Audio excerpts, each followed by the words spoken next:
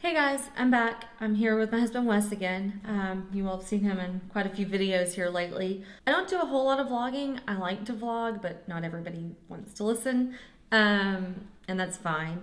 But on this particular one, I wanted to include him because I want you all to have his perspective as well. Since our situations with our disabilities are very different, I was born with spina bifida, whereas he had a motorcycle accident after being in the Marines.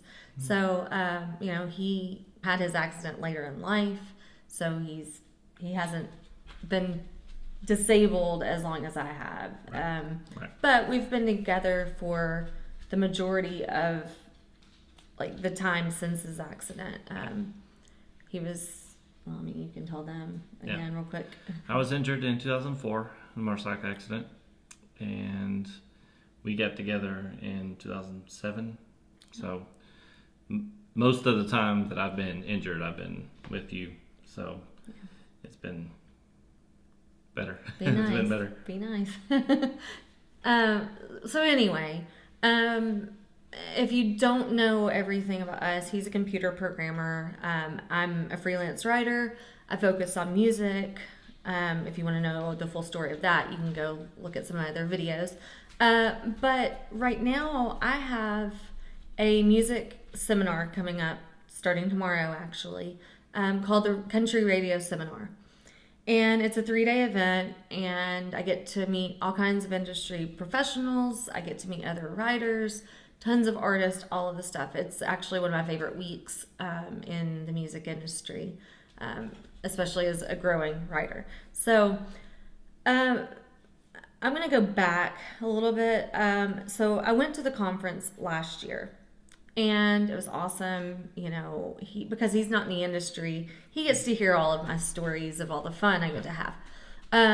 But last year, I was sitting in the lobby of the hotel at this conference, and I was minding my own business. I wasn't really talking to anybody. I was on my phone, and this older guy came up to me, full Western gear, again, not uncommon. I was at the country radio seminar. It's kind of part of the territory when you're involved in country music. So he came up to me. It was really nice, and he did this one thing that really, really stuck in my mind, and that's why I'm bringing this up now. But he comes up to me. He only knows my name, that I'm in music, and that I'm in a wheelchair, okay? And he tells me that he thinks I'll really like track number 3. So like, okay, yeah, I'll check it out. He hands me a CD, and he walks away. And I look at the CD, and the title of it is Heal Me. And I had a really hard time figuring out why it bothered me. We talk about this a lot. Again, this is why I want to include him in this conversation. But it bothered me, and it took me a couple of days to really process why. And from my perspective, anyway, I'm fine with who I am. I have had my whole life to accept me, who I am, the fact that I'm in a chair, the complications that come with my disability, all of that. And it took me a really long time to get there.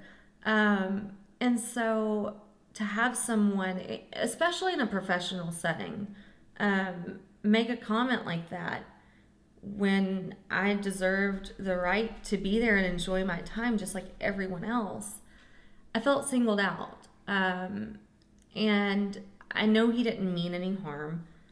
But yeah, I know you've heard comments, we've heard comments together, but I kind of want you to, explain how you feel too about when things like that happen.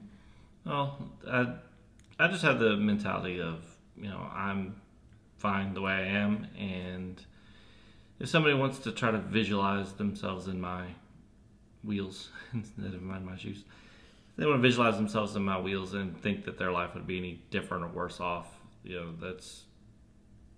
That's really unfounded, and they just don't know what all's involved. And if they you actually got to sit in the chair and roll around for a day, they would see it's really not that much different than it's their normal life. And like I always say, I never really liked going upstairs anyway, so I don't really have to worry about that anymore. Yeah. So. Yeah, I mean, and so I think for us, we've gotten kind of a double whammy, you know. I have, you know, because I've been in the chair most of my life, I have dated other men in wheelchairs in my past. He knows that. So I kind of warned him when we got together, and he didn't believe me that we would get some of the comments. But like, tell them some of the comments that have been made to us. Well, we get, are y'all racing a lot every time, whenever we're out and we're trying to get somewhere, especially if we're trying to get somewhere and on some sort of time limit. If we're going fast or just trying to cut through a crowd, we'll get, are y'all racing all the time. I mean, we get a lot of, oh, you guys are so cute. And for all they know, I was yelling at him in the parking lot before we got to wherever we are. And, you know, slow down, you're breaking the speed limit. We've had grown adults actually make sound effects at us, like screeching tires and asking us if we're going to burn rubber and stuff. And it's frustrating to get treated like a child, even when, you know, we're adults in our and 30s at this usually point. Paying to be somewhere where security people or other staff will make comments like that. Security guards, people that work at stores. Yeah, they're the worst. You know, and keep in mind, we live in a tourist town. We're used to drunk tourists making comments because we do go out. We do have a normal life. We like to go have nice dinners on Valentine's Day and go shopping on the weekends or you know, go listen to a band on a weekend or something like that. And I think we both could maybe agree that we know people's intention is good in the fact that they're just trying to make conversation. But I think sometimes people forget that their words can affect somebody. And we're both pretty secure, I feel like, in who we are in our situations. But when you've heard it for 11 plus years, every time you go out anywhere, where's the line and all of that? And, you know, never mind the fact that on top of that, he was in the military before that. And you wouldn't go up to somebody that was in the Marines and once a Marine, always a Marine. I always say that. But, you know, you wouldn't go up to a service member and make condescending comments. And even though you may be uncomfortable or maybe you're not uncomfortable, maybe you just genuinely think it's funny, it's a little bit unfair that we are constantly subjected to it and we're not allowed to have a reaction. We're not allowed to be offended, I feel like sometimes. Right. Yeah. I mean tell them what happened Valentine's Day that one year, because that was a big we were one. Traveling down Broadway. We had just left our nice dinner. I had my jacket, tie, and everything. You had a nice dress on, and we got comments like that, like I think slow down, you're going to get a ticket or something to that nature. And we confronted the guy. We're like, look, we're on a special date right now, you know, trying to be adults, trying to show my wife the night she deserves, and we don't need to be treated like we're children out there. And the guy got really offended, and he's like, oh, you just need to lighten up and you need to start to take a joke. And it wasn't a time for a joke. It was a time to let us have our night. And there's a line, I think, in all of this. I think people, they don't know where the line is and they're uncomfortable, so they have to acknowledge it. And I don't have a problem being acknowledged on some level, but why treat us differently from any other person on the street? Why not be like, hey man, I like your jacket, you all look nice, and go on about your day? Because you don't know, if you don't know us, you don't know that we're okay with our disability. For all you know, he could be a brand new injury. This could have been his first time ever going out in public. And then he possibly felt humiliated by your comment. And so, and I'm just using you as an example because, it's okay. just you. But, you know, you don't know where people are in their journey in life. And it's great to want to connect to people, but find a common interest. It's hard for us, or at least me anyway, to be compassionate and understanding when it's every single time we go out in public, when it's every time we try to do anything normal, we're singled out, it's hard enough getting through a crowd of people when you're two people in wheelchairs going out trying to live a normal life. And then to have people make condescending comments on top, or slow down, or you're getting a speeding ticket, or oh, are y'all racing? No, we are literally Yeah. we're just trying to get from point A to point B the only way that we can. Yeah. So I guess what we're trying to say is think about what you're saying to somebody, and think about the environment you're in, and if you know them, your social status. Don't, just because someone's in a wheelchair doesn't mean you have the free reign to treat them like they're children, or disrespect them, or just be condescending in any way. That doesn't make it okay. Just because you think it's funny and you're uncomfortable and you need to make a joke because you feel like you're the first one to ever make that joke, that doesn't make it okay. And keep in mind, we've had 11 years to come up with comebacks, and we still most of the time choose not to, because it doesn't make it better. It doesn't make me feel better necessarily. Sometimes maybe, but it doesn't. Two wrongs don't make a right, I feel like, in that situation. So we generally do back down. But I guess the main point is we just want to go enjoy our night. We want to go, and we both individually, before we ever met, worked on how to live in the real world and do normal things, and be independent. And that's something that he and I both had the opportunity to do separately before we ever even knew each other. Yeah. And so it almost brings back, I think, a stigma of we're not supposed to be out in the real world with regular able-bodied people. Yeah. And that's not fair. I feel like a lot of times there's times where I'm like, I wish we hadn't even gone out. Yeah. Just to not have to deal with that one comment, or we'll be having a really good time, we'll have an awesome date, or seen a really funny movie, and then a security guard will make a comment, and it just ruins it. Yeah.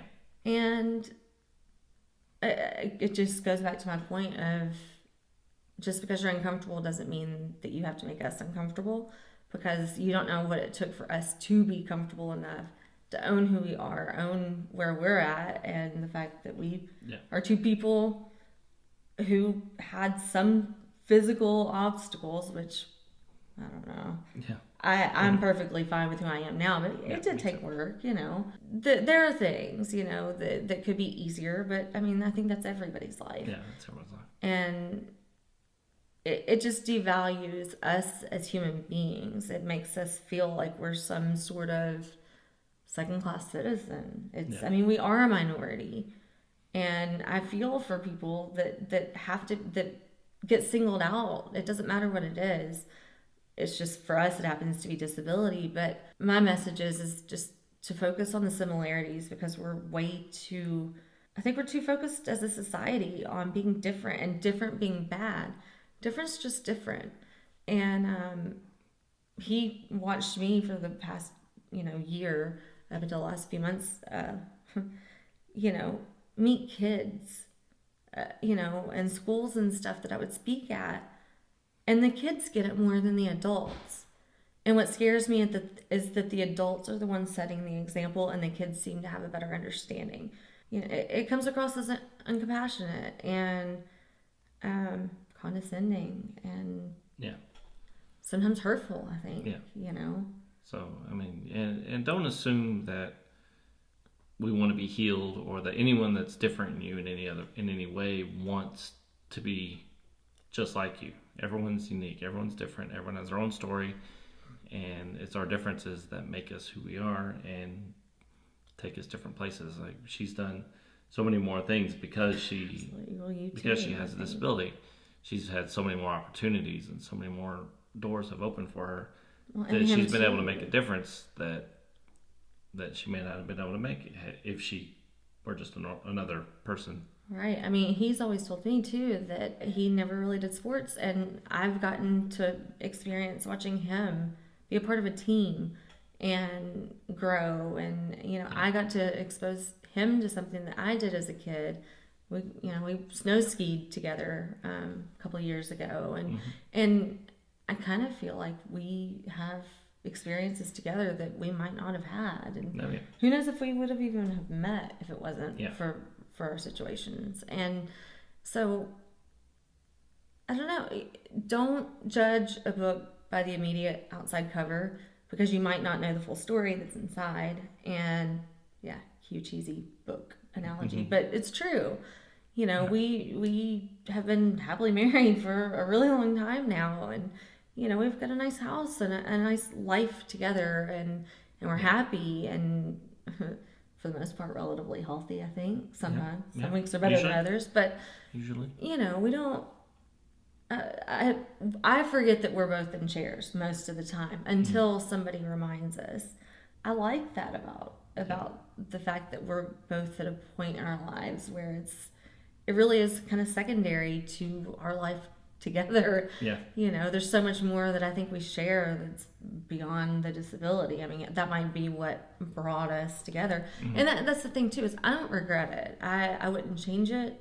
I'm perfectly content, because I personally feel like my story was meant to be. That's literally where the concept of this YouTube channel and my website, meant to be lindsayb.com. And for me, if you're spiritual, or even if you're not, like for me personally though, I feel like God gave me my story for a reason, and put him in my life for an even bigger reason. And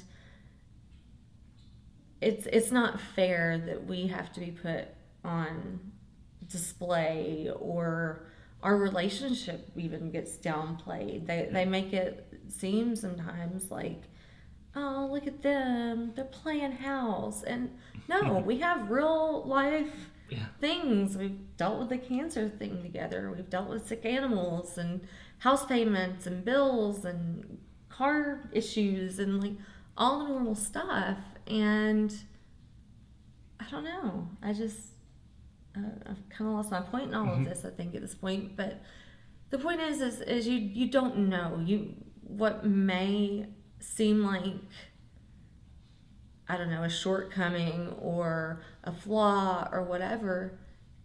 The person that has that situation may not see it that way, and you could be causing insecurity that maybe wasn't even there to begin with, and it's kind of unfair. I don't know. I just wanted him included in this conversation, rather than just me, because our situations were different, and we've had 11 years of crazy, stupid, ridiculous comments together, and we are living our life to the best of our ability, and it interferes, I think, sometimes. It interferes. It takes us out of the moment. It detracts from some, certain experiences, like going out on Valentine's Day, dressed up, to we just got put on display, and it seems like we are the problem. But it's really a compassion problem. It's a lack of understanding problem. It's a lack of really being open-minded on other people's parts. We've held our tongues more times than we haven't. We try to. And we do. We try, we go out of our way to understand where people are coming from and why they say the things that they say. But it doesn't give people a free pass just to belittle somebody else either. I think we need to be more socially aware. I think we need to be a little bit more understanding. I think we need to realistically sometimes put ourselves in that person's shoes or wheels or whatever, and think, how would I feel if someone did that to me? And you may say, okay, no, I would laugh it off. After 11 years, come back to us and tell me if you would or not. We've done we're a good team. We handle it pretty well. It happens so regularly, people don't even believe it. We'll go to a music festival for 4 days and get the racing comment no less than 20 something times. Yeah. Same comment 5 times a day for Yeah. Still days. not funny. No, it was never funny to begin with. It's still not funny. It's not original. It didn't make my day any better. So if it's not making your day any better and you're not gaining anything, what's the point? And I don't know. Find something else. Find where you have something in common. Don't focus so much on the differences or how horrible you think our life would be. Get to know us and get to know what our life is, because I think it would really, really open your mind. And not just us, I say us, but in general, when you meet somebody that is different. Our little one, our Lily Bean, wants to join. Hi, Lily. See, we've got a good life. Puppies that love us. But no, just think before you speak, because we're living in a world, hi baby, hi, that doesn't think before they speak on any level. And even though your intentions are good, it doesn't always mean that it's perceived that way. And have some compassion. And I guess that's kind of a message in this. You're not as funny as you think you are. And that really, it comes down to how would you feel if you were in our position. Anything else to add? That's it. I don't know, you guys. With this conference this week and everything, we were talking about it, and I promise we could probably do a whole series on the crazy things people have said to us, and just the Sears story that we have that happened a few years ago alone as a video in itself. But think before you speak. If you're in retail, think about the fact that you could lose a customer if you make a comment. Is it really worth it? Is it worth losing business just to not have your staff trained in some sensitivity issues? And like there's so many things I could suggest for other people that it's a whole video in itself. But think before you speak. I think it's pretty close to the top of the list. And just be mindful in general. It's pretty simple, you guys. Treat us like everybody else. If you like these videos, like and subscribe. Give us suggestions. We'll talk about some more things, whatever you want to hear about. Yeah, that's pretty much it. We've got some dogs needing our attention now. But you guys have a great week, and I will talk to you soon. He probably will too. He will. He'll be back. All right, bye guys.